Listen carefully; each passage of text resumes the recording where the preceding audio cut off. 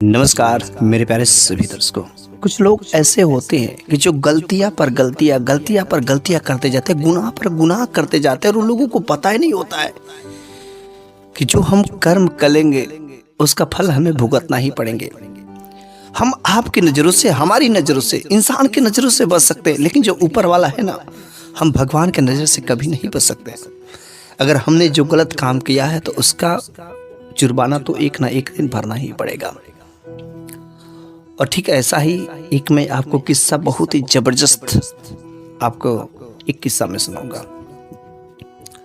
कि एक बार की बात है कि एक राजा जो अपने राज्य में राज करता था, क्योंकि वह राजा था इस वजह से उसको कभी किसी चीज की कोई दिक्कत परेशानी तो नहीं थी। सैनिक राज दरबार में अनेक प्रकार के नौकर चाकर लगे हुए थे। उस राजा का एक इकलौता बेटा था, राजकुमार था। वो राजकुमार बड़ा ही सुंदर था, बड़ा ही होनहार था, बड़ी अच्छे से उसकी परवरिश हुई। बेटा बड़ा हुआ, लेकिन जब वो राजकुमार बड़ा हुआ तो चूंकि राजाओं का शौक होता है कि वह जंगल में शिकार करने जाते थे, अपने जो नगर है उसका भ्रमण करते थे। तो एक बार जो राजकुमार था वह जंगल में शिकार खेलने गया और शिकार खेल करके जब वापस लौट रहा था तो उसने सोचा कि चलो आज हम नगर का भ्रमण करते हुए अपने राज्य को, अपने घर को वापस लौटेंगे। इसलिए उस राजकुमार ने शाम के समय में और वह नगर भ्रमण करते हुए अपने घर को वापस आ रहा था। लेकिन क्या होता है कि बहुत ही आस्ते आस्ते घोड़े पर सवार होकर के चल रहा था, लेकिन उस राजकुमार की जो नजर जो है एक ऐसी लड़की पर पड़ती है ना, जिसको वह देख करके राजकुमार मोहित हो जाता है और वह देखता ही रह जाता है। वह घोड़े को देखता है, बस उस लड़की को टकटकी लगा करके देखता जाता है। वो लड़की जब देखती, करे ये तो राजकुमार मेरे को देखे ही जा रहे, मेरे को देखे ही जा रहे। वो लड़की शर्मा करके घर के अंदर चली जाती है, भाग जाती है। वह जाकर के अपने माँ से बताती है, ऐसे ऐसी बात है। उसने कहा चल कोई बात नहीं, जो होगा देखा जाएगा। यह लड़का जो राजकुमार थे उसके आंखों में उस लड़की का चेहरा बस जाता है, उस लड़की से इश्क हो जाता है। और शायद आपको पता है कि जब किसी को इश्क होता है ना तो ऐसा मालूम पड़ता है तो हमेशा वह मेरे सामने रहती तो कितना अच्छा रहता। वह लड़का को इश्क हो गया उसको पहली नजर में, और वह सोचा कि मैं अपने पापा से, अपने पिताजी से मैं कैसे बोलूं, मैं बोलूं तो बोलूं कैसे बात। और वह शर्माता है, लेकिन वह अपने पिताजी से बोल नहीं पाता था, राजा से बोल नहीं पाता। उस लड़की का चेहरा बार बार उसके चेहरे पर आता है, आंखें बंद करता है तो भी उसका चेहरा। वह पूरी रात सोता नहीं है क्योंकि उस लड़की से उसको इश्क हो गया था। कुछ भी काम करता तो उसे मन नहीं लगता, जहां पर बैठता उदास उदास, हर समय हर वक्त बस उसी का चेहरा उसके सामने आता था, क्योंकि उसको इश्क हो गया था। और इश्क में इतनी जो पावर होती है कि वह आपका नींद, चैन सब कुछ छीन लेती है। अगर किसी को इश्क हुआ होगा तो उसे बहुत ही अच्छे से पता होगा। और उस राजकुमार को इश्क हो गया, ऐसा लग रहा है कि बस बिना उसका मेरा जीवन अधूरा है। 2 दिन बीत जाते हैं, 3 दिन, ना तो वह कुछ खाता है ना तो पीता है। रातों की नींद गायब हो गई तो उसके रात जगी जगी उसके आंख सूज गए थे, आंखों के नीचे कालियां छाई आने लगती है। राजा साहब ने जब अपने बेटे को देखा तो उसने कहा बेटा मैं तुम्हें कुछ दिनों से देख रहा हूँ, 1-2 दिनों से तुम काफी उदास उदास लगे हो, और तुम्हारे यहाँ क्यों फूली हुई है, बात क्या है? कोई बीमारी है, कोई तकलीफ है, कोई दिक्कत है, कोई परेशानी है? किसी ने कुछ बोला क्या, क्या चाहिए तुम्हें? तो राजकुमार ने कहा पिताजी मेरे को एक चीज चाहिए और बस उसी चीज की चिंता है। उसने कहा बेटा तुम एक राजा के बेटे हो और तुम्हें वो चीज चाहिए और तुम अब तक मेरे से छुपाए रखा हो, बताओ बेटा तो तुम्हें क्या चाहिए? तो उस राजकुमार ने कहा डरते डरते पिताजी मेरे को इसी नगर में एक लड़की पसंद आ गई है और मेरे को उस लड़की से इश्क हो गया है। मेरे को उसके बिना नींद चैन सब खो गया, भूख प्यास कुछ नहीं लग रही है, बस मेरे को चाहिए तो वो लड़की चाहिए। उस राजा ने कहा, बेटा तुम ये छोटी सी बात तुम दबा के रखे, अरे मेरे को पहले बताए होते तो अब तक मैं तुम्हारी शादी करवा दिया होता। लेकिन चल बेटा कोई बात नहीं, अब तू खाना खा ले, मस्त सरा तुम्हारा बाप तुम्हारे साथ में है और तुम्हारी शादी उसी लड़की से होगी, बस तू मेरे को पता बता। उस लड़के ने जैसे जैसे पता बताया, इस जगह पर घर है, वो राजा जो है अपने सैनिकों के साथ जो है उस लड़की के घर पर पहुंच पड़ते हैं। तो जब उस लड़की के घर पर पहुंच जाते हैं तो चूंकि जो वह माँ थी बहुत ही संस्कारी थी, हमेशा वह घूंघट में रहती थी, और जब उस माँ को पता चलता करी राजा साहब आ गए, राजा आ गया, वो दुष्ट वह आ गया। अब वह माँ ऐसा क्यों बोलती थी शायद आपको नहीं पता होगा, लेकिन उसके लिए दुष्ट ही था। तो उसने अपने बेटी से कहा कि देख बेटी, मैं राजा के सामने मैं नहीं जाऊंगी, बल्कि तू ही जा। और वह बाहर निकलती है तो वह राजा भी उस लड़की की सुंदरता को देख करके वाकई मोहित हो जाता है। वह सोचता है कि वास्तव में मेरा बेटा ने सही फैसला लिया है, ऐसी खूबसूरत लड़की का जगह तो मेरे राजमहल में ही होना चाहिए। वो अपने बेटे पर नाच करता है कि वाह रे बेटा, क्या तूने गजब की लड़की पसंद की है। राजा साहब उस लड़की से कहते, करे बेटी, अरे तेरी माँ कहाँ है कि उससे कुछ बात करनी है। उसने कहा, मेरी माँ तो है दरवाजे पर बैठी हुई है किनारे, वो आपके सामने नहीं आएगी, बल्कि आपको जो बोलना है वो वहां पर खड़ा होकर के बोल दीजिए, लेकिन वो आपके सामने नहीं आएगी। राजा साहब ने कहा कि देखिए जी, मेरा बेटा जो आपकी बेटी को पसंद कर लिया है, और बड़े खुशी की बात है कि आपकी बेटी एक राजा के घर में बहू बन करके जाएगी, रानी की तरह राज करेगी। आपकी बेटी कितनी भाग्यशाली है। उसने कहा, उस माँ ने कहा, जी हाँ, कि मुझे ये रिश्ता मंजूर है और मुझे कोई आपत्ति नहीं है, अगर आप शादी करना चाहते तो मैं भी शादी करने के लिए तैयार हूं। और फिर उस राजा की ने अपने बेटे का उस लड़की से शादी कराने के लिए पूरा जो है माहौल जो है तैयार कर दिया जाता है। लेकिन जब माहौल तैयार कर दिया जाता है, स्टेज सज जाता है, लोगों की भीड़ इकट्ठा हो जाती है। अब जो है इधर राजा का लड़का और उधर वह बहू, दोनों लोगों की शादी होने वाली है।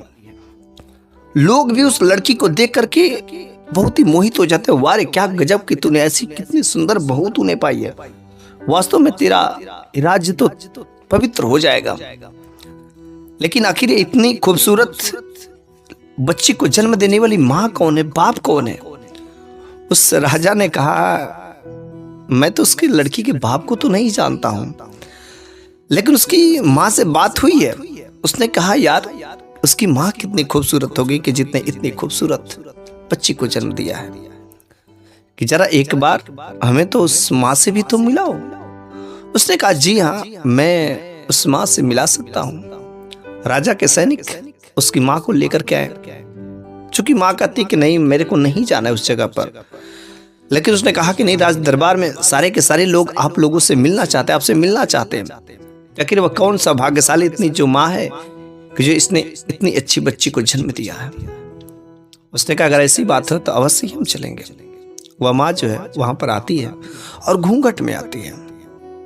जब घूंघट में आती है तो काफी सारे लोगों की समाज में लोग भी थे, राजा थे, राजा के दरबार थे, वहां पर उस गेस्ट थे, अतिथि थे, सभी के सारे लोग वहां पर इकट्ठा थे। और उधर जो शादी होने वाली थी, तो उन सभी लोगों ने कहा, करे जरा एक बार हमें भी तो दर्शन कराइए, अपना घूंघट उठाइए, ताकि पता चल सके कि आखिर कौन इतनी सौभाग्यशाली जो माँ है कि जिसने इतनी अच्छी बेटी को जन्म दिया।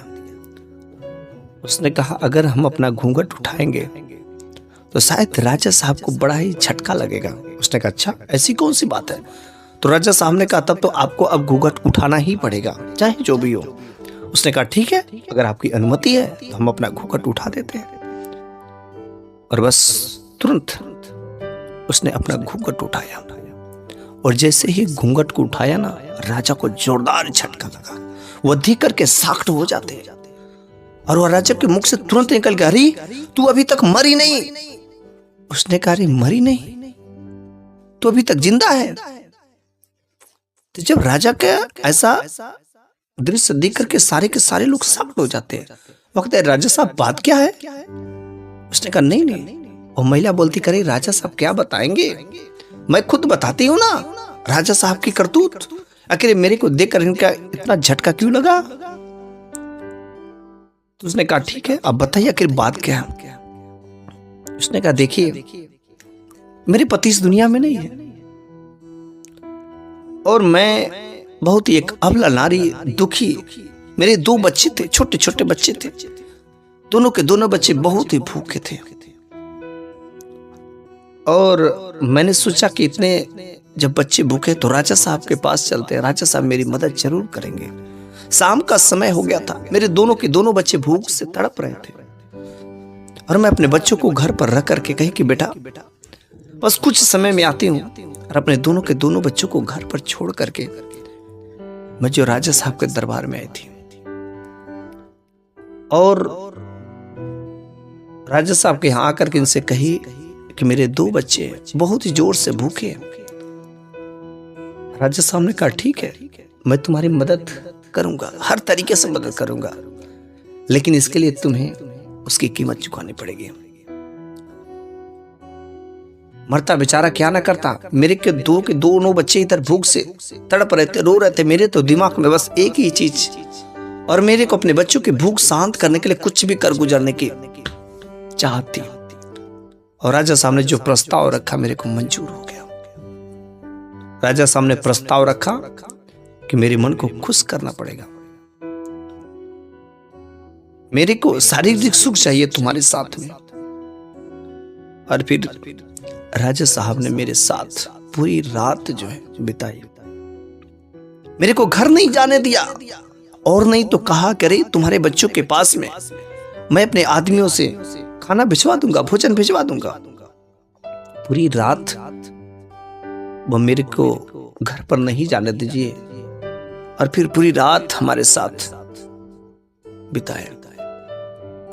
सुबह होने पर जब मैं अपने घर पर गई ना, तो मेरे दोनों के दोनों बच्चे भूखे रो रो करके उन दोनों के दोनों बच्चे दम तोड़ दिए थे।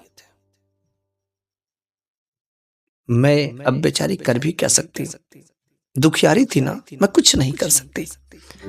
मैं अगर राजा साहब के खिलाफ बोलूं तो लोग मेरे को गालियां देंगे, और इस तरीके से। लेकिन जो राजा साहब ने उस रात मेरे साथ में रात बिताई थी ना, उसके वजह से मेरे गर्भ में एक बच्ची पड़ गई थी, और मैंने जिस संतान को जन्म दिया वह दूसरा कोई नहीं, वह यही बेटी है। और ये जो बेटी है ना, मेरी बच्ची जरूर है, लेकिन इसका बाप शायद आपको लोगों को नहीं पता है, पता हो गया। इसका बाप ये राजा है, और ये राजा का बेटी और ये राजा का बेटा, इसमें भला मेरा कोई दोष नहीं। एक राजा अपनी भाई और बहन से शादी करा रहा है, क्या ये उचित है?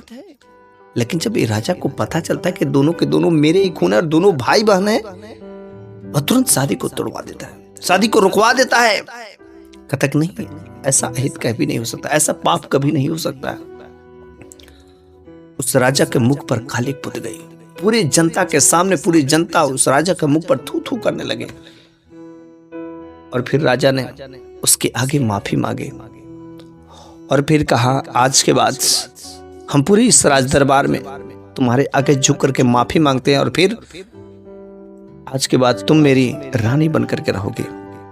जैसे मेरी एक रानी है, एक और रानी रहेगी, और तुम्हारे कुछ भी दिक्कत परेशानी कुछ भी नहीं होगा। फिर वो उसे अपनी पत्नी के रूप में वो राजा साहब स्वीकार करते हैं, और फिर राजा का और उस पत्नी के साथ में, उस औरत के साथ में, उस बच्ची के साथ में न्याय हो जाता है।